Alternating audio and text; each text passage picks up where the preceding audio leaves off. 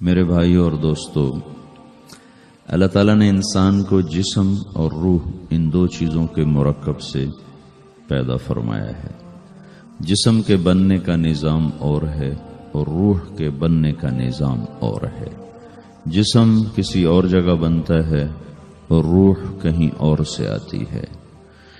جسم زمین اور زمین کی غذاؤں کے مختلف مراحل پیش در پیش سے وقد خلقکم اطوارا، وہ مختلف شکلیں بدلتا ایک روپ میں ڈھلتا ہے، اور روح ایک لطیف اللہ کا امر ہے جس کا علم انسان کو نہیں دیا گیا۔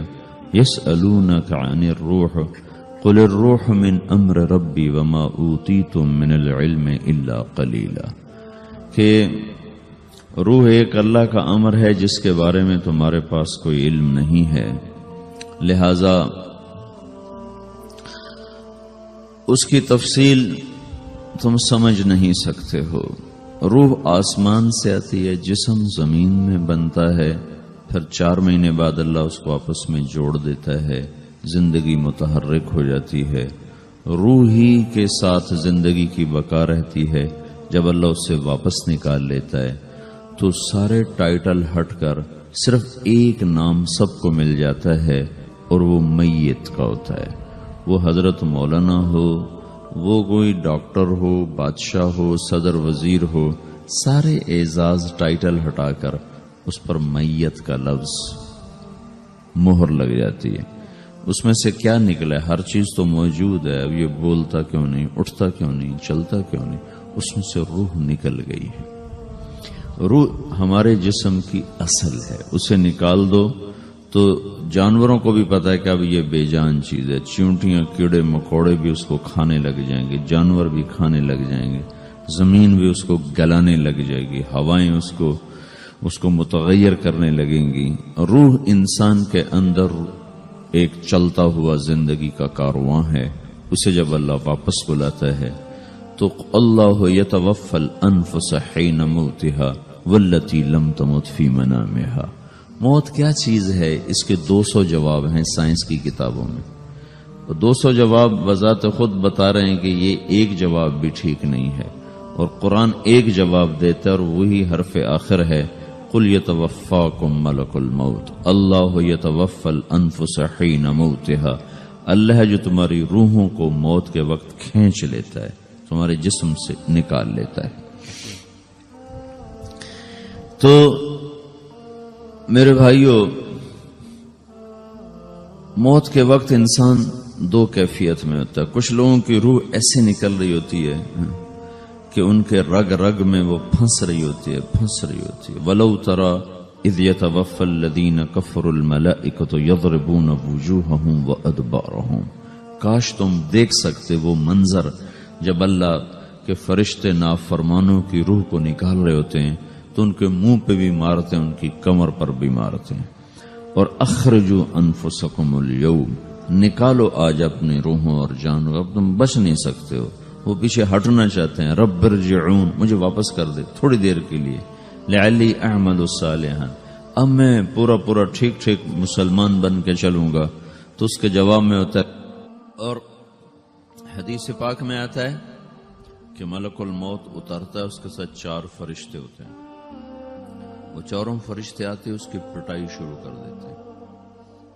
ابھی پرسوں یہ حدیث میں نے پڑھی ابن ماجہ میں کہ ملک الموت کہتا ہے، ایتها النفس الخبیثہ کانت فی الجسد الخبیث، اے خبیث روح جو خبیث جسم میں تھی، اخرج، باہر آؤ۔ اب وہ واپس تو ہو نہیں سکتا، اپنے آپ کو روک تو سکتا نہیں، تو وہ حیران، پریشان، خوف زدہ۔ تو اس کے جواب میں اس کو ملک الموت کہتا، ابشری بحمیم وغساق وآخر من شکلہ ازواج، تیار ہو جا خوفناک عذاب کے لیے اور کھولتے پانیوں کے لیے، کانٹے دار جھاڑیوں کے لیے، اور بے شمار عذاب کی شکلوں کے لیے۔ تو اس کی روح کو جب کھینچتے ہیں تو رگ رگ سے وہ کٹ کے نکلتی ہے، تو سارا وجود زیر و زبر ہوتا ہے۔ سکرات کا درد ساری دنیا کے دردوں پر حاوی ہے، جب اس کی روح نکلتی ہے اور اس کو لے کر آسمان پر چلتے ہیں تو دروازے پر پہنچتے ہیں تو اندر سے فرشتے پوچھتے ہیں کون ہے؟ کہتے ہیں فلاں فلاں کا بیٹا ہے. کا نفس خبیثہ فی الجسد الخبیث، یہ تو وہی بدماش ہے جو بدماش جسم میں تھا، یہ وہ بدبخت روح ہے جو بدبخت جسم میں تھی، اس کے لیے آسمان کے دروازے نہیں کھل سکتے، اسے واپس کر دیا جائے. تو آسمان کے دروازے لا تفتح لهم ابواب السماء ولا يدخلون الجنة حتى يلج الجمل في سم الخياط، کہ ان کے لیے آسمان کے دروازے نہیں کھلیں گے اور ان کے لیے جنت کے دروازے نہیں کھلیں گے. پھر یہ وہاں سے نیچے گرائے جاتے ہیں جو اللہ کا قید خانہ ہے سجین. وما ادراک ما سجین کتاب مرقوم، وہ تمہیں خبر نہیں کہ وہ کیا خوفناک قید خانہ ہے جو اللہ تعالیٰ نے بنایا ہے، اسے وہاں دھکیل دیا جاتا ہے. پھر قیامت تک اس کے لیے انتظار کی گھڑیاں ہیں اور عذاب کی شدت ہے. اور جب کوئی نیک آدمی اللہ تعالیٰ کے دربار میں جانے کا اس کا وقت آتا ہے تو اللہ تبارک و تعالیٰ فرماتے ہیں ان الذین قالوا ربنا اللہ ثم استقاموا تتنزل علیہم الملائکۃ الا تخافوا ولا تحزنوا وابشروا بالجنۃ التي کنتم توعدون نحن اولیاؤکم فی الحیاۃ الدنیا وفی الآخرہ ولکم فیہا ما تشتہی انفسکم ولکم فیہا ما تدعون نزل من غفور الرحیم.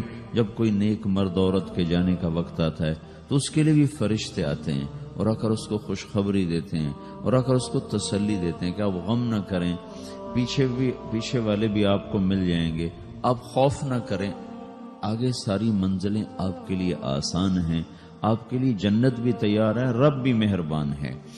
اور حدیث پاک میں آتا ہے کہ ملک الموت اور 4 فرشتے آتے ہیں، وہ 4 فرشتے اس کو سہلاتے ہیں، دباتے ہیں کہ موت کا درد اسے محسوس نہ ہو. اور ملک الموت فرماتے ہیں ایتھا النفس الحمیدہ کانت فی الجسد الحمید اخرجی، اے نیک روح جو نیک جسم میں تھی باہر آؤ. کیا کرو؟ وابشری بروح وریحان ورب راض عنک غیر غضبان، آپ کو بشارت ہو آپ کے لیے جنت تیار ہو چکی ہے اور وہاں کی ساری نعمتیں آپ کے لیے میسر ہو چکی ہیں اور اللہ آپ پہ راضی ہو چکا ہے اور اللہ آپ پہ خوش ہو چکا ہے. اس پر اس کی روح کو نکالا جاتا ہے. پھر سارے فرشتے اس کو استقبال کے ساتھ جب آسمان پر لے جاتے ہیں تو اندر سے پوچھتے ہیں کون ہے؟ کہ فلاں فلاں کا بیٹا، فلاں فلاں کی بیٹی. کہتے ہیں نفس حمیدہ فی جسد حمید، یہ تو نیک روح تھی جو نیک جسم میں تھی، مرحبا بہی. اس کو ہم سب استقبال کس کا کرتے ہیں اور ایک دم آسمان کے دروازے کھلتے ہیں. پھر وہ پہلا، دوسرا، تیسرا، چوتھا سارے آسمان پار کرتا ہوا اللہ پاک کے عرش کے نیچے کے جا کر، مرد ہے یا عورت، وہاں جا کر سجدے میں سر رکھتا ہے اور اللہ تعالیٰ فرماتے ہیں ہاں اس نے ہمیں خوش کیا، ہم اسے خوش کریں گے. اور اس کو عافیت کے ساتھ وہاں آسمان میں، پہلے آسمان سے لے کر اللہ کے عرش تک یہ سب ویٹنگ روم بنے ہوئے جہاں اللہ اپنے اپنے درجات کے مطابق جنت والوں کو ٹھہراتا ہے. اور وہ انتظار گاہ ہے اور وقت ختم ہو جاتا ہے، لہذا انتظار کی جو تکلیف ہے وہ بھی ختم ہو جاتی ہے. وقت ختم تو انتظار کا احساس ختم اور ٹائم کے گزرنے کا احساس ختم. تو جیسے اصحاب کہف کو اللہ نے غار میں داخل کر کے تو غار کے اندر سے وقت کو نکال کے باہر پھینک دیا. باہر 300 سال گزرے، اندر آدھا ہی دن گزرا تھا. وہ جب اٹھے ہیں تو وہ 25 برس کا نوجوان 325 سال کا ہو کے نہیں اٹھا، وہ 25 سال کی عمر میں اٹھا ہے. نہ ناخن بڑا ہے، نہ مونچھیں بڑی ہیں، نہ ان کی داڑیاں لمبی ہوئی ہیں، چونکہ تو زندہ تھے، مر نہیں گئے تھے. تو زندہ کے تو بال بھی بڑھتے ہیں، ناخن بھی بڑھتے ہیں، لیکن وہ اس طرح اٹھے کہ 300 برس گزر گئے اور 25 برس کا نوجوان 25 سال کی عمر میں اٹھا ہے، 20 برس کا 20 برس کی عمر میں اٹھا ہے. اور وہ کہنے لگے کم لبثنا، بھائی کتنا ٹھہرے ہیں؟ کہ یومن او بعض یومن، لگتا ہے کوئی دن آدھا دن ٹھہرے ہیں. وہ صحیح کہہ رہے تھے. باہر اللہ تعالیٰ نے وقت کی گھڑی کو چلائے رکھا اور اندر غار میں اس کو سوئچ آف کر دیا، نکال دیا، یہاں وقت کو داخل نہیں ہونے دیا. تو وقت کے گزرنے سے جو بھی اثرات مرتب ہوتے ہیں وہ ان پر مرتب نہیں ہوئے. تو وہ آدھا ہی دن کے بعد اٹھے ہیں، باہر 300 سال، اندر آدھا دن. یہی کچھ اللہ تبارک و تعالی برزخ میں کر دیتا ہے، وقت کو ختم کر دیتا ہے، گزرنے کا احساس نہیں ہوتا ہے. تو اس طرح میرے عزیزو، یہ دو موتیں ہر انسان دیکھتا ہے. یا وہ جنت کے فرشتوں کا استقبال دیکھتا ہے یا جہنم کے فرشتوں کی مار اور پٹائی کو سہتا ہے. رابعہ بصری رحمت اللہ علیہ کا انتقال ہونے لگا تو انہوں نے رات کو فوت ہوئی تو انہوں نے اپنی خادمہ کو بلا کے فرمایا کہ کسی کو بتانا نہیں، جب میں مر جاؤں تو پڑوس میں 2-4 کو بلا کر نا میرا جنازہ پڑھوا دینا، اور جس کرتے میں تہجد پڑھتی تھی وہی میرا کفن بنا دینا، اور صبح بے شک لوگوں کو بتا دینا، میرے مرنے کے بعد میری میت کو رکھنا نہیں، فوراً دبا دینا.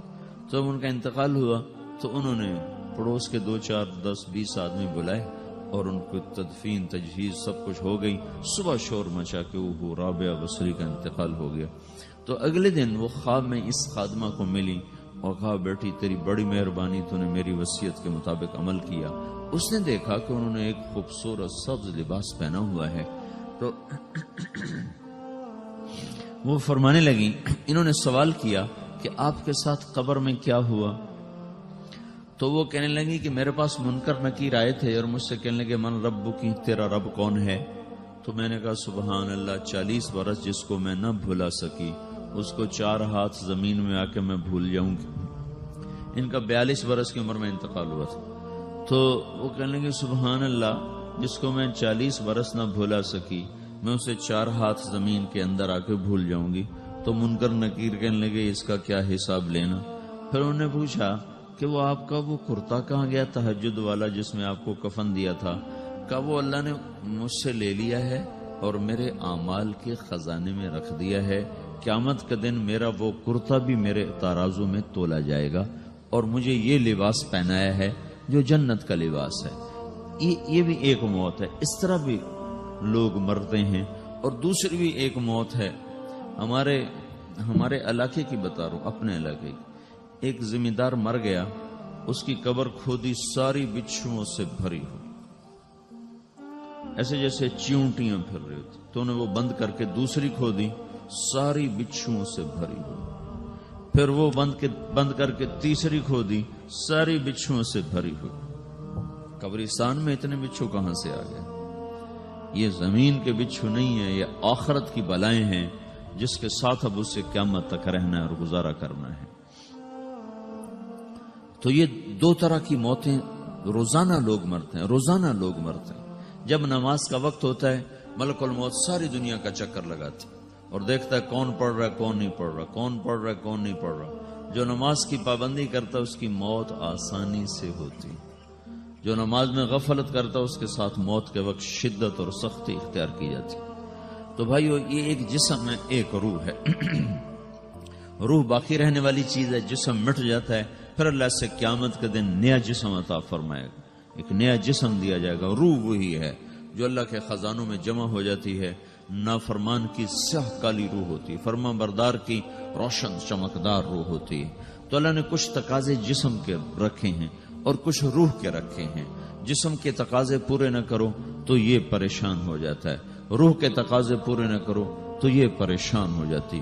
روح کی پریشانی جسم سے زیادہ ہے چونکہ روح کی طاقت جسم سے زیادہ ہے. جسم مٹی سے بنا ہے، اس کی غذا بھی مٹی سے نکلتی ہے. روح آسمان سے ہے، اس کی غذا بھی آسمان سے ہے. روح کا تعلق جب تک اللہ سے نہیں جڑتا اس سے بھوک اور پیاس لگتی رہتی ہے. جسم کو جب تک روٹی اور پانی نہ ملے یہ تڑپتا اور پریشان رہتا ہے. جیسے اللہ تعالیٰ نے ہمارے جسم میں روٹی اور پانی کی طلب کو بے ساختہ رکھ دیا ہے. میں بیان کے دوران بھی پانی پی رہا ہوں، آپ دیکھ رہے ہیں کہ میرا حلق سوکھ جاتا ہے، مجھے طلب محسوس ہوتی ہے پانی. حلق سوکھتا ہے، پانی کی طرف بھاگتے ہیں. بھوک لگتی ہم روٹی کی طرف بھاگتے ہیں. یہ ایک ایسا اندر میں آٹومیٹک سسٹم ہے کہ ہم اس کو آف نہیں کر سکتے. یہ سوتے سوتے بھی بھوک کی وجہ سے آنکھ کھل جاتی، سوتے سوتے پیاس کی وجہ سے آنکھ کھل جاتی ہے. یہ ایسا خود اللہ تعالیٰ نے ساختہ نظام بنایا ہے کہ آپ اپنے جسم میں روٹی اور پانی کی طلب کو نہیں نکال سکتے. میرے عزیزو، ٹھیک اسی طرح اللہ نے انسانی روح میں اپنی طلب رکھ دی ہے. اور اپنے رسول کی طلب رکھ دی ہے۔ یہ دو طلب ایسی ہیں کہ یہ آپ کے جسم روح سے نکل نہیں سکتی۔ جیسے بھوکا روٹی نہ کھا لے، پیاسا پانی نہ پی لے، اسے چین نہیں آ سکتا، وہ روح جو اللہ اور اس کے رسول سے نہ آشنا ہے، جب تک وہ وہاں تک پہنچ نہیں جاتی اسے چین نہیں آ سکتا، اس کا اندر پریشان رہے گا۔ 1997 میں جب جنید جمشید سے میری پہلی ملاقات ہوئی تو اس نے مجھ سے یہ سوال کیا کہ مولوی صاحب، ایک پاکستانی نوجوان جس گلیمر کو خوابوں میں دیکھتا ہے، وہ گلیمر تو مجھے زندگی میں ویسے ہی حاصل ہے، میرے چاروں طرف زندگی کا رقص ہے، اور میری زندگی کی ہر خواہش، ہر تمنا پوری ہے، اس کے باوجود میرے اندر اندھیرا ہے، میرے اندر خلا ہے، مجھے لگتا ہے میں وہ کشتی ہوں جس کا کوئی ساحل نہیں، جس کی کوئی سمت نہیں۔ www.dasquran.com ایسا نہیں ہونا چاہیے۔ ایک عام لڑکا تو کہتا ہے ہائے کاش یہ ہوتا، اس کو وہ نہیں ہو رہا تو پھر وہ پریشان ہے، ہائے یہ ہوتا، ہائے وہ ہوتا۔